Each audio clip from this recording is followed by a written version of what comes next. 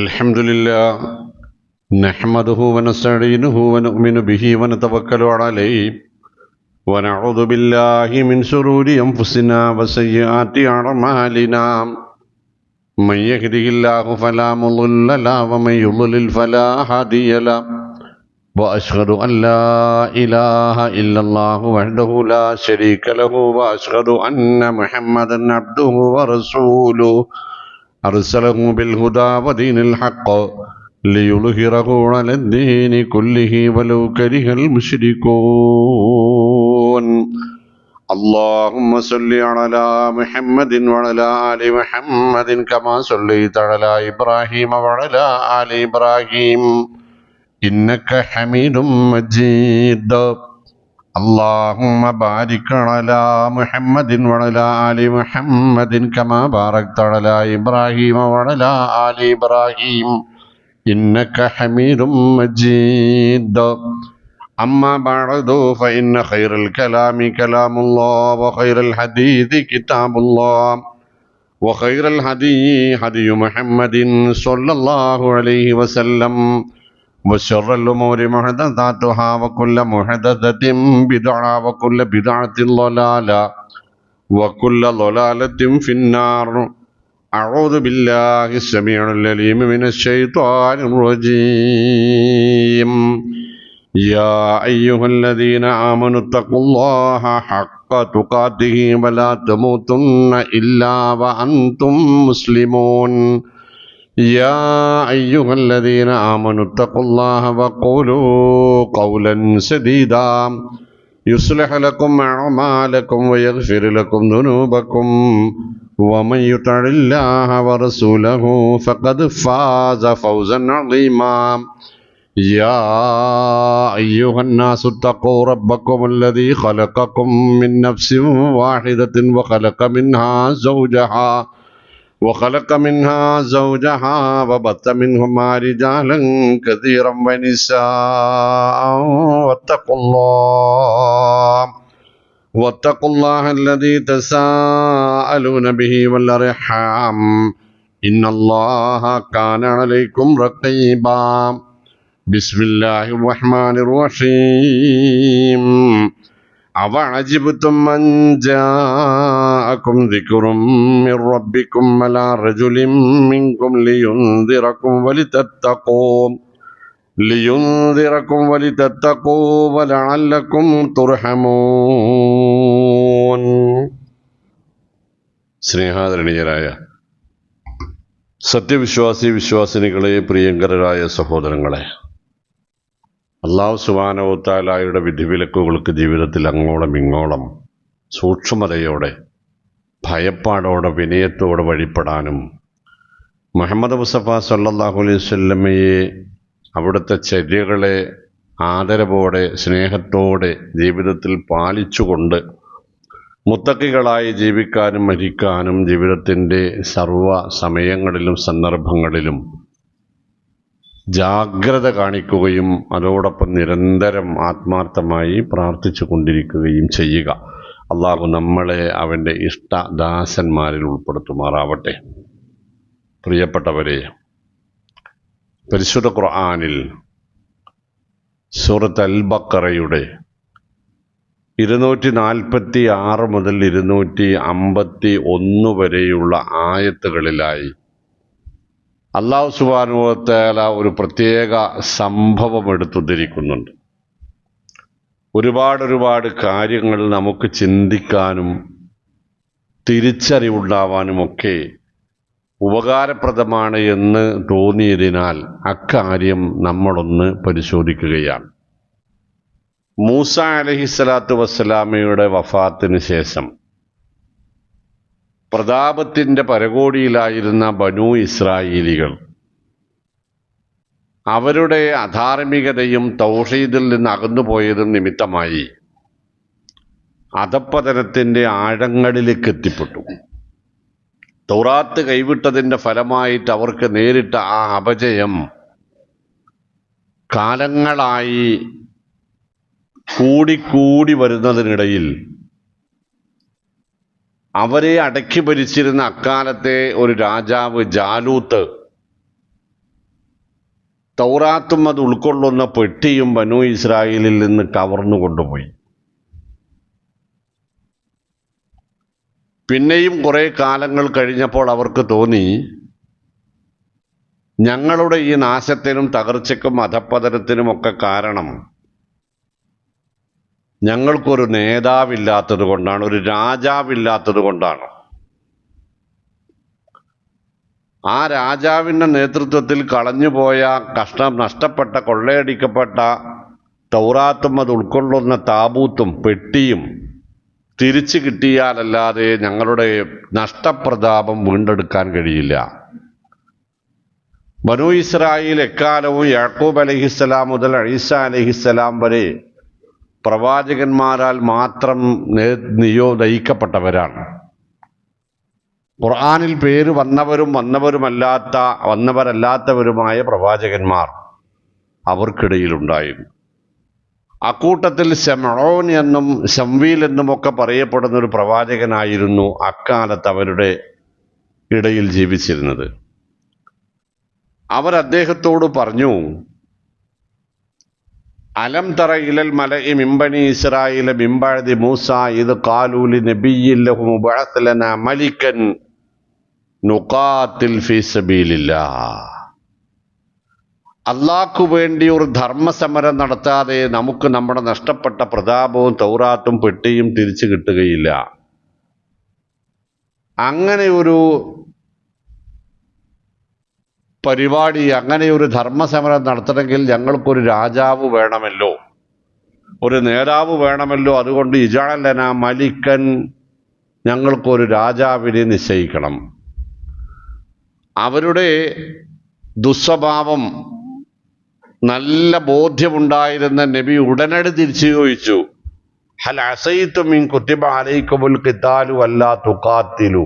അല്ല, ഒരു നേതാവെങ്ങാനും നിയോഗിക്കപ്പെട്ടാൽ, ഒരു രാജാവെങ്ങാനും നിയോഗിക്കപ്പെടുകയും നിങ്ങൾക്ക് അദ്ദേഹത്തിൻ്റെ നേതൃത്വത്തിൽ ഒരു പോരാട്ടം നിർബന്ധമാക്കപ്പെടുകയും ചെയ്താൽ നിങ്ങളത് അനുസരിക്കാതെ വരുമോ? സുബ്ഹാനല്ലാഹ്. ഒരു നബി വരുന്നു, ഒരു നേതൃത്വം വരുന്നു. ആ നേതൃത്വം നിശ്ചയിക്കപ്പെട്ട് കഴിഞ്ഞാൽ പിന്നീട് അയാളുടെ പിന്നിൽ അണിനിരക്കേണ്ടുന്നതിനു പകരം അയാളെ നിങ്ങൾ അവഗണിക്കുകയോ അയാളിൽ നിന്ന് പിന്മാറുകയോ ചെയ്യുമോ എന്ന പ്രവാചകന്റെ ചോദ്യത്തിൽ ഒരുപാട് മുനകളുണ്ട്. നബിതങ്ങൾ സല്ലല്ലാഹു അലൈഹി വസല്ലമ നമ്മളോട് പറഞ്ഞത് അലൈക്കും ബിൽ ജമാഅ, നിങ്ങൾ സംഘബോധമുള്ളവരാവണം, ഒരുമിച്ച് നിൽക്കണം. ഫഇന്നൽ ബറകത മഅൽ ജമാഅ, സംഘബോധത്തിലാണ്, സംഘമായ ആ കൂട്ടായ്മയിലാണ് ബറക്കത്ത്, പടച്ചതമ്പുരാന്റെ അനുഗ്രഹമുള്ളത്. മറ്റൊരിക്കൽ നബി സല്ലല്ലാഹു അലൈഹി വസല്ലം പറഞ്ഞു, അലൈക്കും ബിൽ ജമാഅ, നിങ്ങൾ സംഘത്തോടൊപ്പമാവണം. ഫഇന്നമാ യഅകുലു ദിഅബു മിനൽ ഗനമിൽ ഖാസിയ, ഒരു സംഘത്തിൽ നിന്ന് ഒറ്റപ്പെട്ടു പോയി ഞാൻ ഒറ്റക്ക് മതി, എനിക്കാരും വേണ്ട, എല്ലാ സംഘടനയും ഒന്ന് തന്നെയാണ് എന്ന് പറഞ്ഞ് ജീവിക്കാൻ തീരുമാനിച്ചാൽ ഫഇന്നമാ യഅകുലു ദിഅബു മിനൽ ഗനമിൽ ഖാസിയ, അങ്ങനെ ഒറ്റപ്പെട്ട് ജീവിക്കുന്ന, ഒറ്റപ്പെട്ട് നടക്കാൻ ആഗ്രഹിക്കുന്ന ഒറ്റയാന്മാരെ, ഒറ്റപ്പെട്ട ആടിനെയാണ് ചെന്നായിക്ക് പിടിക്കാൻ എളുപ്പം എന്ന് നബിതങ്ങൾ സല്ലല്ലാഹു അലൈഹി വസല്ലം ഒരു ഉദാഹരണവും പറഞ്ഞു നമ്മളോടാണ്. അതുകൊണ്ട് അലൈക്കും ബിസ്സംഇ വത്വാഅ വഇൻ തഅമ്മറ അലൈക്കും അബ്ദുൻ ഹബ്ശി, നിങ്ങൾക്കൊരു നേതാവ് നിശ്ചയിക്കപ്പെട്ടാൽ അത് വീടാകാം, കുടുംബമാകാം, സംഘടനയാകാം, ഓഫീസാകാം, ജോലി സ്ഥലമാകാം, എന്തുമാവാം. നമുക്കിഷ്ടമുള്ളയാളാവാം, ഇഷ്ടമില്ലാത്തയാളാവാം. അങ്ങനെ തീരുമാനിക്കപ്പെട്ടാൽ അലൈക്കും ബിസ്സംഇ വത്വാഅ, നിങ്ങൾ ആ നേതാവിനെ അനുസരിച്ചേ മതിയാവൂ, അത് നിങ്ങൾക്ക് നിർബന്ധമാണ്. വഇൻ തഅമ്മറ അലൈക്കും അബ്ദുൻ ഹബ്ശി, ഒന്നിനും കൊള്ളാത്ത, കാണാൻ ചേലില്ലാത്ത, ഒരു ഗതിയുമില്ലാത്ത ഒരു അടിമയാണ് നിങ്ങളുടെ നേതാവായി നിശ്ചയിക്കപ്പെടുന്നത് എങ്കിലും അയാളെ അനുസരിക്കൽ നിർബന്ധമാകുന്നു. അതിന് ഏറ്റവും നല്ല ഉദാഹരണമാണ് നമ്മുടെ ജമാഅത്ത് നമസ്കാരങ്ങൾ. നാട്ടിലെ പ്രമാണിമാരും പ്രധാനമന്ത്രിയാണെങ്കിൽ പോലും പള്ളിയിൽ ജമാഅത്ത് നമസ്കരിക്കുമ്പോൾ അതിന് നേതൃത്വം വഹിക്കുന്ന ഇമാമ ആരാണെന്ന് പോലും നോക്കാതെ അയാൾ ഏത് നാട്ടുകാരനാണ്, ഏത് പ്രായക്കാരനാണ് എന്നൊന്നും നോക്കാതെ, പട്ടിണിക്കാരനാണോ പണക്കാരനാണോ അറിവുള്ളവനാണോ ഇല്ലാത്തവനാണോ എന്നൊന്നും നോക്കാതെ അയാളെ പദാനുപദം അയാളുടെ ചലനങ്ങളെ അതേപോലെ പിന്തുടരുകയാണ് നമ്മൾ ചെയ്യുന്നത്. അത് തന്നെയാണ് വിശ്വാസ ജീവിതത്തിൻ്റെ സമസ്ത മേഖലകളിലും നമ്മൾ നേടിയെടുക്കേണ്ടുന്ന ഗുണങ്ങളിലൊന്ന്. ഏതായാലും നബിതങ് ആ പ്രവാചകൻ അവരോട് ചോദിച്ചു, നിങ്ങളെങ്ങാനും ഒരു നേതാവ് നിശ്ചയിക്കപ്പെട്ടാൽ അയാളെ എതിർക്കുമോ? അവർ ചോദിച്ചു, വമാലന അല്ലാ നുഖാതില ഫീ സബീലില്ലാഹി വഖദ് ഉഖ്രിജ്നാ മിൻ ദിയാരിനാ വഅബ്നാഇനാ വഅംവാലിനാ. ഞങ്ങളെങ്ങനെയാണ് അയാളുടെ പിന്നിൽ അണിനിരന്ന് പോരാടാതിരിക്കുക? ഞങ്ങളുടെ നാട്ടിൽ നിന്നും വീട്ടിൽ നിന്നും കുടുംബത്തിൽ നിന്നും ഞങ്ങളുടെ സമ്പത്തൊക്കെ വിട്ടേച്ച് നാട് വിട്ട് ഓടേണ്ടി വന്നവരല്ലേ. അതുകൊണ്ട് ഞങ്ങൾ തീരുമാനിച്ചാൽ ഞങ്ങൾ ആ നേതാവിനെ അനുസരിക്കാം. പക്ഷേ ഫലമ്മ കുത്തിബ അലൈഹിമുൽ ഖിതാൽ, അങ്ങനെ ഒരു നേതാവ് നിശ്ചയിക്കപ്പെട്ടു. ത്വാലൂത്ത് എന്നയാൾ അവർക്ക് രാജാവായി നിശ്ചയിക്കപ്പെട്ടു. അവർക്ക് യുദ്ധവും നിർബന്ധമാക്കപ്പെട്ടു. അപ്പോ ഫതവല്ലു ഫലമ്മ കുത്തിബ അലൈഹിമുൽ ഖിതാലു തവല്ലു ഇല്ലാ ഖലീലം മിൻഹും, അവരിൽ ഭൂരിപക്ഷവും ആ നേതാവിനെ തള്ളിപ്പറഞ്ഞ് പിന്നോക്കം പോയി. മുഅ്മിനീങ്ങളെ, ഒരു സംഭവത്തിലെ ആദ്യ സംഭവമാണിത്, ആദ്യ രംഗമാണിത്. നേതാവിനെ ആവശ്യപ്പെടുന്നു, നേതാവ് വരുന്നു. ആ നേതാവിൽ നിന്ന് ആ നേതാവിലൂടെ യുദ്ധം നിയമമാക്കപ്പെട്ടപ്പോൾ അതിൽ നിന്ന് പിന്തിരിഞ്ഞോടി. നേതാവ് വേണമെന്ന് അവർ ആവശ്യപ്പെട്ടത് തന്നെ ഇങ്ങനെ ഒരു പോരാട്ടത്തിന് വേണ്ടിയാണെന്ന് നിങ്ങൾ മറക്കാതിരിക്കുക. മുസ്ലിം സമുദായത്തിന്റെ ഇന്നത്തെ ഇന്ത്യയിലെ ഇന്ത്യയിലെ അവസ്ഥയും നമ്മൾ ആലോചിക്കുക. നമ്മളുടെ പതനത്തിന്റെ കാരണം എന്താണ് എന്ന് നമുക്ക് ബോധ്യപ്പെടും. അങ്ങനെ പരിശുദ്ധ ഖുർആൻ പിന്നെ പറയും, അങ്ങനെ യുദ്ധം നിശ്ചയിക്കപ്പെട്ടു, അതിൽ നിന്ന് പിന്മാറി. ഫഖാല ലഹും നബിയ്യുഹും ഇന്നല്ലാഹ ഖദ് ബഅസ ലക്കും ത്വാലൂത മലിക. പ്രവാചകൻ അവരോട് പറഞ്ഞു, നമ്മുടെ കൂട്ടത്തിലെ ത്വാലൂത്തിനെ നിങ്ങളുടെ രാജാവായി അള്ളാഹു തീരുമാനിച്ചിട്ടുണ്ട്. ഉടനെ മറ്റൊരു വിഭാഗം, മുഴുവൻ മുക്കാഭാഗം പോയി, ഇനി ബാക്കിയുള്ള കാൽഭാഗമാണ്. അവരിൽ ഒരു വിഭാഗം, അന്നായ കോലുൽ മുൽക്കു അലൈനാ വനഹ്നു അഹഖു ബിൽ മുൽകി മിൻഹു വലം യുഅത സഅതൻ മിനൽ മാൽ. അയാളെങ്ങനെ ഞങ്ങളെ നേതാവാകുക? അയാൾക്കെന്താ ഞങ്ങളെക്കാൾ സമ്പത്തുണ്ടോ? അയാൾക്ക് ഞങ്ങളെക്കാൾ കൂടുതൽ എന്തള്ളത്? അതുകൊണ്ട് അയാൾ അംഗീകരിക്കാൻ ഞങ്ങൾ തയ്യാറല്ല. രണ്ടാമത്തെ ടീമും പോയി. അല്ലാഹു സുബ്ഹാനഹു വ തആല പ്രവാചകൻ കണ്ടുകൊണ്ട് പറയിച്ചു, അന്നായഖൂലുൽ മുൽക്കു അലൈനാ വനഹ്നു അഹഖു ബിൽ മുൽകി മിൻഹു വലം യുഅത സഅതൻ മിനൽ മഖാല ഇന്നല്ലാഹ അസ്തഫാഹു അലൈക്കും. അള്ളാഹുവാണ് അദ്ദേഹത്തെ തെരഞ്ഞെടുത്തത് എന്ന് നിങ്ങൾ മനസ്സിലാക്കുക. അത് മാത്രം മതി. അതിനു പുറമേ അദ്ദേഹത്തിന് നിങ്ങളെക്കാൾ യുദ്ധതന്ത്രവും മറ്റു മേഖലകളിൽ അറിവും ഉണ്ട്, നിങ്ങളെക്കാൾ കൂടുതലുണ്ട്. നല്ല ശാരീരിക ആയോധന കലകളിലും അദ്ദേഹം വിദഗ്ധനാണ്. അയാളെ അംഗീകരിക്കുക. പക്ഷെ അംഗീകരിച്ചില്ല. ഒരു ടീം ഒഴിവായിപ്പോയി. അങ്ങനെ ആ പ്രവാചകന്റെ രാജാവിന്റെ നേതൃത്വത്തിൽ യുദ്ധം ചെയ്യാതെ തന്നെ അത്ഭുതകരമായി അവർക്ക് നഷ്ടപ്പെട്ട തൗറാത്തും അത് ഉൾക്കൊണ്ടിരുന്ന താബൂത്ത് എന്ന പെട്ടിയും അവർക്ക് തിരിച്ചു കിട്ടി. തഹ്മിലുൽ മലായിക എന്ന ഖുർആൻ പറഞ്ഞത്, അത് മലക്കുകൾ ചുമന്ന് അവർക്കിടയിൽ കൊണ്ടുവന്ന് വെച്ചു. പ്രവാചകൻ പറഞ്ഞു, ഇന്ന ആയത മുൽക്കിഹി യഅതികും താബൂതു ഫീഹി സകീറത്തും മിർ റബ്ബിക്കും വ ബഖിയത്തും മിമ്മാ തറക ആലു മൂസ വ ആലു ഹാറൂൻ തഹ്മിലുൽ മലായിക. നിങ്ങൾ അത് കിട്ടണം, എന്നാൽ നിങ്ങൾ ഒരുമിച്ച് നിൽക്കാൻ പഴയ പ്രതാപത്തിലേക്ക് എത്താം എന്നാണല്ലോ പറഞ്ഞത്. അതൊരു പോരാട്ടമില്ലാതെ തന്നെ നിങ്ങൾക്ക് കിട്ടിയിരിക്കുന്നു. അത് താലൂത്തിന്റെ രാജ്യത്വത്തിനുള്ള അടയാളമായി നിങ്ങൾ അംഗീകരിക്കണം. അംഗീകരിച്ചില്ല. അതിൽ നിന്നും ഒരു വിഭാഗം കൊഴിഞ്ഞുപോയി. ബാക്കിയുള്ളവരുമായി അദ്ദേഹം ഈ ജാലൂത്തിനോടൊരു പോരാട്ടത്തിന് വേണ്ടി മുന്നോട്ട് പോയി. അങ്ങനെ മുന്നോട്ട് പോകുന്ന വഴിയിൽ ഫലമ്മ ജാവസഹു ഹുവ വല്ലദീന ആമനൂ മഅഹു, വളരെ ചുരുക്കം ആളുകൾ മാത്രമാണ് അദ്ദേഹത്തിൽ വിശ്വാസമർപ്പിച്ചിരുന്നത്. ആ മുഅ്മിനുകളുമായി അദ്ദേഹം മുന്നോട്ട് പോകുമ്പോൾ ഫലമ്മ ജാവസഹു ഹുവ വല്ലദീന മഅഹു, മുന്നോട്ട് പോയപ്പോൾ മുന്നോട്ടുള്ള വഴിയിൽ ഒരു പുഴ കടക്കണം. അവർക്ക് മരുഭൂമിയിലൂടെ യാത്ര ചെയ്ത് ക്ഷീണിച്ചു വളർഞ്ഞ അവർക്ക് മുമ്പിൽ ഒരു പരീക്ഷണമായിട്ടാണ് ആ ജലസ്രോതസ് വന്നത്.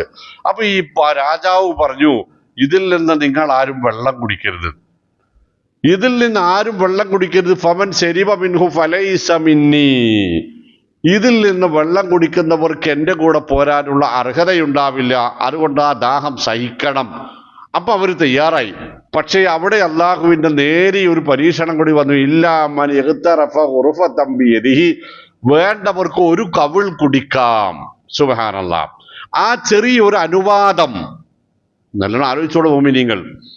അനുവദിക്കപ്പെട്ടതാണ്. ഒരു ചെറിയ അനുവാദം കിട്ടിയപ്പോൾ അതിൽ കടന്ന് കയറി നട്ടപ്പാതിരക്കോ 600 അടി 800 അടിയൊക്കെ ഫ്ലെക്സ് ഉണ്ടാക്കിയിട്ട് ഇതൊന്നും ഇസ്ലാമിന് വിരുദ്ധമല്ല എന്ന് പറയുന്ന അതിന്റെ പിന്നാലെ അണിനിരക്കുന്ന മുസ്ലിം സമുദായം ആലോചിക്കുക. ഇത് ഒരു കവിൾ കുടിക്കാൻ അനുവദിച്ചപ്പോൾ അത് കോരാൻ കുനിഞ്ഞ ആളുകളിൽ 90% വയറ് നിറയെ കുടിച്ചു. മുഅ്മിനീങ്ങളെ, മനഃപൂർവ്വം എടുത്തിട്ടതല്ല. പക്ഷെ ഞാനും നിങ്ങളുമൊക്കെ മുഅ്മിനീങ്ങളാണെന്ന് പറയുമ്പോൾ അത് എത്രത്തോളം ശരിയാണ് എന്ന് നമ്മളെ കൊണ്ട് ചിന്തിപ്പിക്കാനുള്ളതാണ് ആ ചരിത്രം. അവരും പോയി.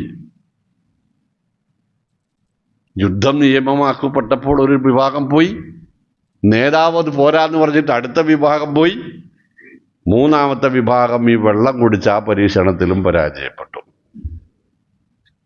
ഇനി ബാക്കിയുള്ളവരെ കൊണ്ട് അദ്ദേഹം പോവുകയാണ്. അങ്ങനെ മുന്നോട്ട് പോയപ്പോ ജാലൂത്തിനെയും സൈന്യത്തെയും മുഖാമുഖം നിന്നു. അവർ സൈന്യവുമായി ഈ കൊച്ചു സംഘം മുഖാമുഖം നിന്നു. അപ്പൊ ഇന്നൊരു ടീമേ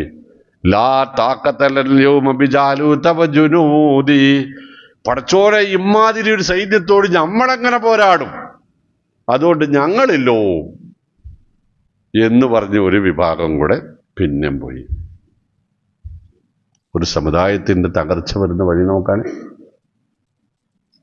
നമ്മളെവിടെയാണ്? നമ്മുടെ ഈമാൻ എവിടെയാണ്? നമ്മുടെ തൗഹീദ് എവിടെയാണ്? മുഹമ്മദ് മുസ്തഫ സല്ലല്ലാഹു അലൈഹി വസല്ലമക്ക് നമ്മുടെ മനസ്സിലുള്ള സ്ഥാനം എവിടെയാണ്? അദ്ദേഹത്തെ അനുസരിക്കാൻ വിശുദ്ധ ഖുർആൻ ആവശ്യപ്പെട്ട കൽപ്പനയോടുള്ള സമീപനം എന്താണ്? നബി തങ്ങൾ സല്ലല്ലാഹു അലൈഹി വസല്ലമയുടെ കൽപ്പനകൾ ജീവിതത്തിൽ പാലിക്കുന്ന മേഖലയിൽ ഇസ്ലാമിന്റെ മക്കൾ ചെറുപ്പ വലുപ്പ വ്യത്യാസമില്ലാതെ, സമ്പന്ന ദരിദ്ര വ്യത്യാസമില്ലാതെ, പണ്ഡിത പാമര വ്യത്യാസമില്ലാതെ, ആൺ പെൺ വ്യത്യാസമില്ലാതെ എവിടെയാണ് ഈ സമുദായം?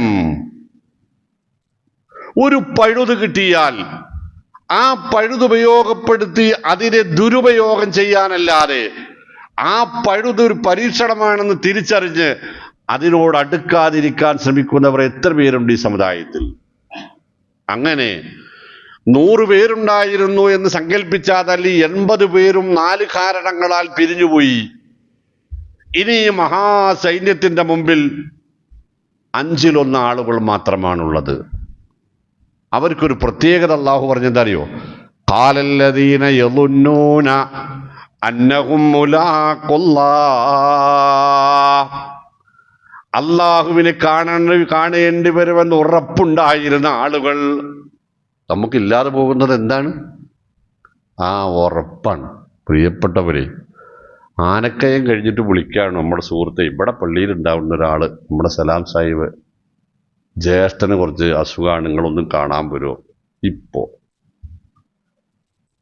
ഇവിടെ ഓർക്കിഡ് ഹോസ്പിറ്റലിലുണ്ട്. അവിടെ പോയി ഞാനും എൻ്റെ പ്രിയപ്പെട്ട സഹോദരനും കണ്ടു. അദ്ദേഹം മരണത്തോട് അടുത്തിരിക്കുന്നു എന്ന് മനസ്സിലായി. ഒരു തോന്നലുണ്ടായി. അവസാനം ചെയ്യേണ്ടെന്നൊരു കർമ്മം അവർക്ക് എല്ലാവർക്കും കൂടി പറഞ്ഞു കൊടുത്ത് ഇവിടെ തിരിച്ചു വന്ന് തഹിയ്യത്ത് നമസ്കരിക്കുന്നതിന് മുമ്പേ വിളി വന്നു, അസീസും മാഷ് മരണപ്പെട്ടു പോയി. അല്ലാഹു പരലോകം ഖൈറാക്കുമാറാവട്ടെ. ഖാലല്ലദീന യളുന്നൂന അന്നഹും മുലാഖുല്ലാഹ്,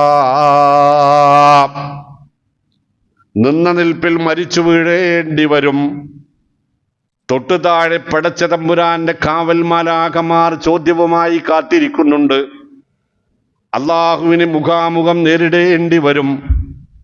അവന്റെ ചോദ്യങ്ങൾക്ക് അണിമണിയായി ഉത്തരം പറയേണ്ടി വരുമെന്ന് ബോധമുണ്ടായിരുന്ന ആ 5 മനുഷ്യന്മാർ പറഞ്ഞു, കമ്മിൻ ഫിഅത്തിൻ ഖലീലത്തിൻ ഗലബത് ഫിഅതൻ കസീറതൻ ബിഇദ്നില്ലാഹ്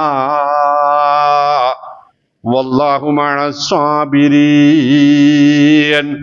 അംഗബലത്തിലല്ല പടച്ച തമ്പുരാന്റെ സഹായം ഇരിക്കുന്നത്. അംഗബലത്തിലല്ല. എത്രയോ ന്യൂനപക്ഷങ്ങൾ, എത്രയോ മഹാഭൂരിപക്ഷങ്ങൾക്കുമേൽ ആധിപത്യം സ്ഥാപിച്ചിട്ടുണ്ട്. അള്ളാഹുവിന്റെ തൗഫീഖോടുകൂടി. വല്ലാഹു മഅസ്സാബിരീൻ. ജീവിതത്തിൽ നേരിടേണ്ടി വരുന്ന പരീക്ഷണങ്ങൾ ക്ഷമയോടെ തരണം ചെയ്ത് അള്ളാഹുവിന്റെ കിതാബിലും അവന്റെ ദൂതർ സ്വല്ലല്ലാഹു അലൈഹി വസല്ലമയുടെ സുന്നത്തിലും ക്ഷമയോടെ അടിയുറച്ച് നിൽക്കുന്നവരോട് കൂടിയാണ് റബ്ബുണ്ടാവുക. ഫഹസമൂഹും ബിഇദ്നില്ലാഹ്. അള്ളാഹുവിന്റെ തൗഫീഖോടുകൂടിയ ന്യൂനപക്ഷം, അവരിലുണ്ടായിരുന്ന ദാവൂദ് എന്ന ചെറുപ്പക്കാരൻ, പിൽക്കാലത്ത് ദാവൂദ് അലൈഹിസ്സലാമായി വളർന്ന മഹാൻ, അദ്ദേഹം മൂലം അദ്ദേഹവുമായി ഉണ്ടായ പോരാട്ടത്തിൽ ജാലൂത്ത് കൊല്ലപ്പെടുകയും ഇസ്രായേലികൾക്ക് പഴയ പ്രതാപം തിരിച്ചു കിട്ടുകയും ചെയ്തത് വിശുദ്ധ ഖുർആൻ നമ്മളോട് പറയുന്നത്, യാ അയ്യുഹല്ലദീന ആമനൂ അത്തിയുല്ലാഹ വറസൂല ലഅല്ലക്കും തുർഹമൂൻ. ഏയ് ജനങ്ങളെ, നല്ല വിശ്വാസികളെ, അള്ളാഹുവിനെയും അവന്റെ റസൂലിനെയും അനുസരിക്കുവിൻ, നിങ്ങൾക്ക് റഹ്മത്ത് ലഭിക്കും അള്ളാഹുവിന്റെ എന്ന് പറയാൻ വേണ്ടിയാണ്. അള്ളാഹുവിനെയും അവന്റെ റസൂലിനെയും പരിശുദ്ധ ഖുർആനിനെയും തിരുസുന്നത്തിനെയും അനുസരിക്കുന്നതിലൂടെയാണ് ദുനിയാവിലെയും ആഖിറത്തിലെയും അന്തസ്സാർന്ന അഭിമാനപൂർണമായ ജീവിതം ഉണ്ടാവുക. ദുനിയാവും ആഖിറവും വിജയിപ്പിച്ചെടുക്കാൻ കഴിയുക, സ്വർഗാവകാശികളായി തീരാൻ സാധിക്കുക എന്നാണ് അതിന്റെ സന്ദേശം. പ്രിയപ്പെട്ടവരെ, അല്ലാഹു റബ്ബുൽ ഇസ്സത്ത് ചോദിക്കുന്ന ഒരു ചോദ്യം, അവൻ അജിബ്തും മൻ ജാഅക്കും ദിക്റും മിർ റബ്ബിക്കും അലാ റജുലിൻ മിൻകും. നിങ്ങളുടെ കൂട്ടത്തിൽ നിന്ന് ഒരാൾ റബ്ബിനെ കുറിച്ച് മുന്നറിയിപ്പ് നൽകാൻ നിങ്ങളുടെ മുമ്പിൽ വന്നു നിന്നത് നിങ്ങൾക്കൊരു അത്ഭുതമാണ് ഉണ്ടാക്കിയതല്ലേ? അദ്ദേഹത്തെ വിശ്വസിച്ച് അദ്ദേഹത്തിന്റെ അനുയായികളായി അദ്ദേഹം പറയുന്നതനുസരിച്ച് ജീവിക്കാനുള്ള സന്നദ്ധതയല്ല ഉണ്ടായത്, അയാളാണപ്പോ അത് എന്നൊരു അത്ഭുതമാണ് നിങ്ങൾക്കുണ്ടായതല്ലേ? വലിതത്തഖൂ വലഅല്ലക്കും തുർഹമൂൻ. അദ്ദേഹമാവട്ടെ പറഞ്ഞത് പരലോക ശിക്ഷയും അതിന് ജാഗ്രത കാണിക്കേണ്ടുന്ന മേഖലകളെ കുറിച്ചും അള്ളാഹുവിൽ തഖ്വ പുലർത്തി ജീവിച്ചാൽ കിട്ടുന്ന റഹ്മത്തിനെ കുറിച്ചുമായിരുന്നു.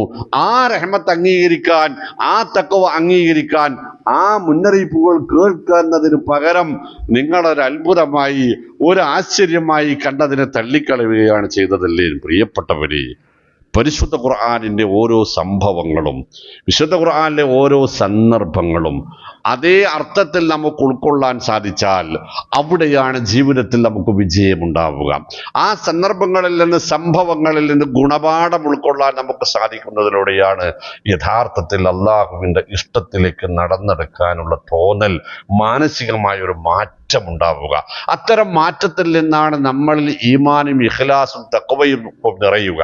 അത്തരം ഒരു തിരിച്ചറിവുണ്ടാകുമ്പോഴാണ് അമലു സാലിഹാത്തുകളിൽ മുഴുകി, ഇഹ്സാനിൽ മുഴുകി, ഇഖ്ലാസോടുകൂടി ജീവിച്ച് മരിക്കാനുള്ള ഒരു ചിന്തയും താല്പര്യവും ഉണ്ടാവുക. അത്തരം ഒരു സാഹചര്യത്തിലാണ് കഴിഞ്ഞകാല വീഴ്ചകൾക്ക് ഉള്ളുരുകി തൗബയും ഇസ്തിഗ്ഫാറും നടത്താനുള്ള സന്മനസ്സുണ്ടാവുക. അങ്ങനത്തെ യഥാർത്ഥ വിശ്വാസികളിൽ റബ്ബ് സുബ്ഹാനഹു വ തആല നമ്മെയും നമ്മുടെ കുടുംബങ്ങളെയും ഉൾപ്പെടുത്തുമാറാവട്ടെ.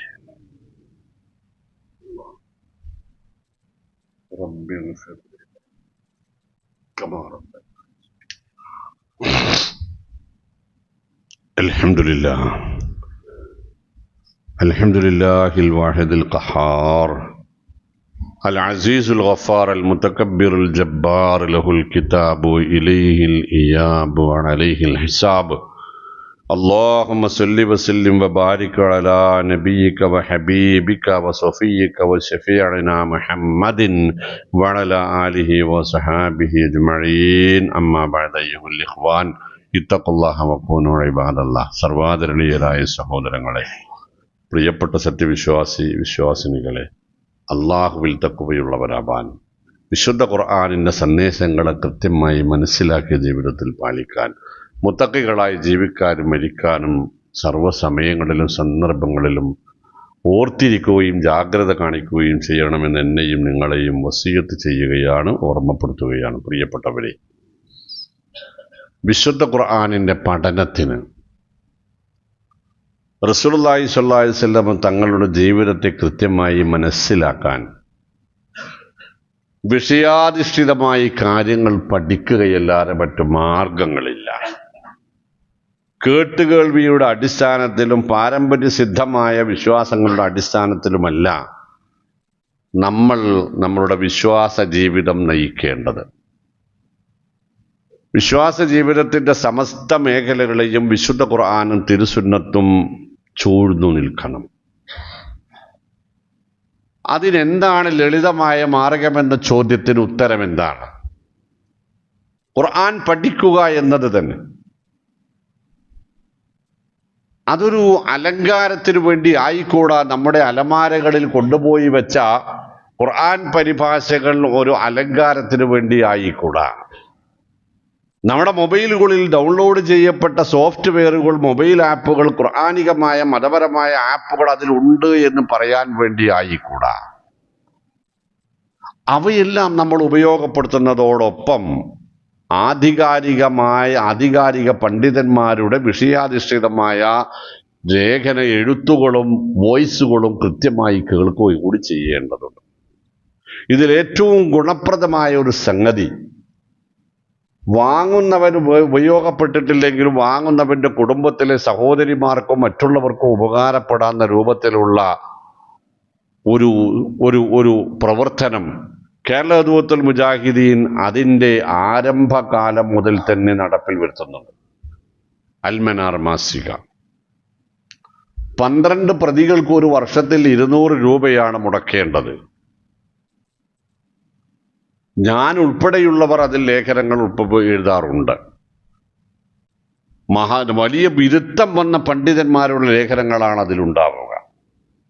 ഒരൊറ്റ വാക്കും സ്വന്തമായി എഴുതാതെ വിശുദ്ധ ഖുർആനിനെയും തിരുസുന്നത്തിനെയും നിരനിരയായി അടുക്കിവെച്ച് കൃത്യമായ ഇസ്ലാമിക കാഴ്ചപ്പാടുകൾ നമ്മെ ബോധ്യപ്പെടുത്തുന്ന അത്തരം സംവിധാനങ്ങൾ ഒരലങ്കാരത്തിനെന്നോണമല്ലാതെ നമ്മുടെ വീടുകളിൽ, ഓരോ വീടുകളിലും അത് വരേണ്ടതുണ്ട്.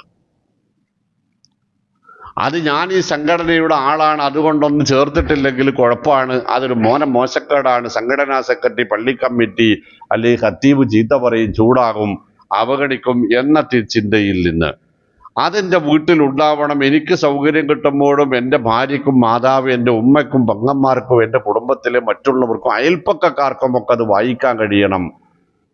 അങ്ങനെ ഒരാൾക്കെങ്കിലും ഒരു പുതിയ അറിവ് ലഭിച്ചാൽ അതിൻ്റെ പ്രതിഫലം എനിക്ക് എൻ്റെ പരലോകത്ത് കിട്ടുമല്ലോ പടച്ചവനെ എന്ന് വിചാരിച്ച് നമ്മൾ അതിൽ വരിചേരണം. അത് നമ്മുടെ വീടുകളിലേക്ക് വരുന്ന വിധത്തിലുള്ള അഡ്രസ്സുകൾ നിങ്ങളത് ചേർക്കുന്ന ആളോട് കൊടുക്കണം.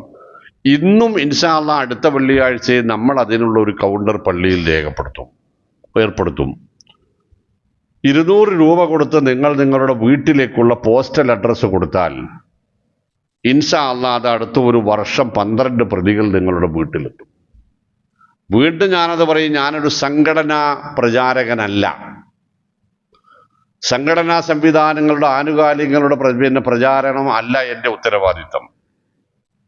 അള്ളാഹുവിലേക്ക് ആളുകളെ ക്ഷണിക്കുക എന്നതാണ് നമ്മുടെ ഉത്തരവാദിത്തം. ഹാദിഹി സബീലി അദഊ ഇലല്ലാഹ്, അള്ളാഹുവിലേക്ക് ആളുകളെ ക്ഷണിക്കുക. അള്ളാഹുവിനെ കുറിച്ച് ആളുകൾക്ക് പഠിക്കാനും മനസ്സിലാക്കാനുമുള്ള സാഹചര്യങ്ങൾ അവരെ ഓർമ്മപ്പെടുത്തുക എന്നതാണ് ഒരു ദാഴി എന്ന രൂപത്തിൽ നമ്മുടെ ഓരോരുത്തരുടെയും ഉത്തരവാദിത്തം. പള്ളി മെമ്പർ കിട്ടിയപ്പോൾ അവിടെ ഞങ്ങളൊന്നും തിരിച്ചു പറയില്ല എന്ന് വിചാരിച്ചിട്ട് മൂപ്പർ എന്തും പറയുകയാണ് എന്ന് നിങ്ങൾ വിചാരിക്കരുത്. ഇത് നമ്മുടെ പരലോകമാണ്. ദുനിയാവിൽ നേടിയെടുത്തതിൻ്റെ 200 രൂപയാണ് ഒരു വർഷം മുടക്കാൻ ആവശ്യപ്പെടുന്നത്. അല്ല, അതിനെനിക്ക് ഒഴിവില്ല എന്ന് പറഞ്ഞാൽ ഒന്നും ഞങ്ങൾക്ക് എനിക്ക് പറയാനില്ല.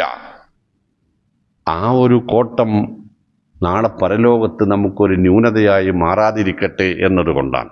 അത് ന്യൂനതയാവുമെന്നല്ല ഞാൻ പറഞ്ഞത്, ആവാതിരിക്കട്ടെ എന്നതുകൊണ്ടാണ്. അതുകൊണ്ട് എൻ്റെ പ്രിയപ്പെട്ടവർ, ഇന്ന് എന്നെ കേൾക്കുന്ന ഓരോരുത്തരും ഈ ആഴ്ചയും അടുത്ത ആഴ്ചയുമായി അതിന് വരിചേരണം. വീട്ടിലേക്കുള്ള അഡ്രസ്സ് കൊടുത്താൽ അത് ഇവിടെ പള്ളിയിലെത്തി ഇവിടെ കിടന്നു ഞങ്ങളാരും തന്നില്ല എന്നുള്ള പേരില്ല. അത് കൃത്യമായി പോസ്റ്റ് ഓഫീസിൽ നമ്മുടെ വീട്ടിലേക്ക് എത്തുന്നൊരു സംവിധാനം ഉണ്ടാകും. അതുമായി സഹകരിക്കുക.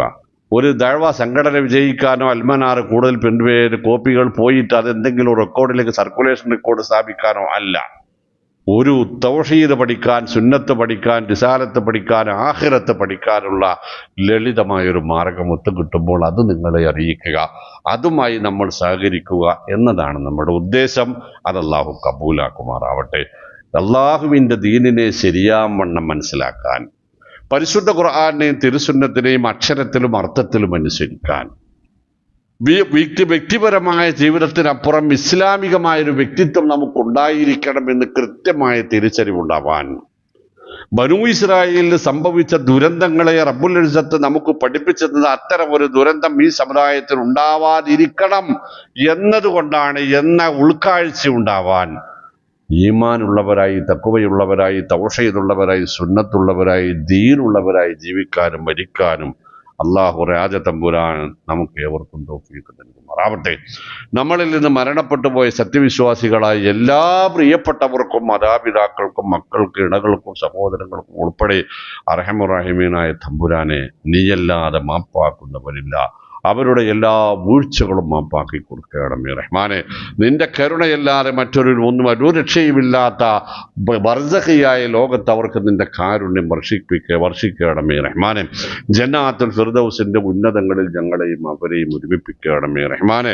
ഞങ്ങൾക്ക് നീ ആരോഗ്യവും ദീർഘായുസ്സും ഈമാനും ഹിദായത്തും ഇഖ്ലാസും ഇഹ്സാനും അമലും സ്വാലിഹാത്തുകളിൽ മുഴുകി ജീവിക്കാനുമുള്ള തൗഫീഖ് നൽകണമേ റഹ്മാനെ. ഈ സമുദായത്തിന്റെ ഇസ്സത്തിന് കോട്ടം വരുന്ന യാതൊന്നും ഞങ്ങളിൽ നിന്നുണ്ടാവാതെ കാത്ത് രക്ഷിക്കണമേ റഹ്മാനെ. സമുദായത്തിന്റെ നേതൃത്വം പറയുന്നത് എന്തോ വിശുദ്ധ ഖുർആനും തിരുസുന്നത്തുമാണ് ഞങ്ങളുടെ നേതാക്കൾ. പടച്ചവനെ, അത് ഏറ്റുപറയാൻ ഞങ്ങൾക്ക് മടിയില്ല. ആ രണ്ട് നേതൃത്വത്തെ അക്ഷരത്തിലും അർത്ഥത്തിലും അനുസരിക്കാൻ തൗഫീഖ് നൽകണമേ റഹ്മാനെ. അറിഞ്ഞും അറിയാതെയും വന്ന വീഴ്ചകൾക്ക് മാപ്പ് നൽകണമേ റഹ്മാനെ.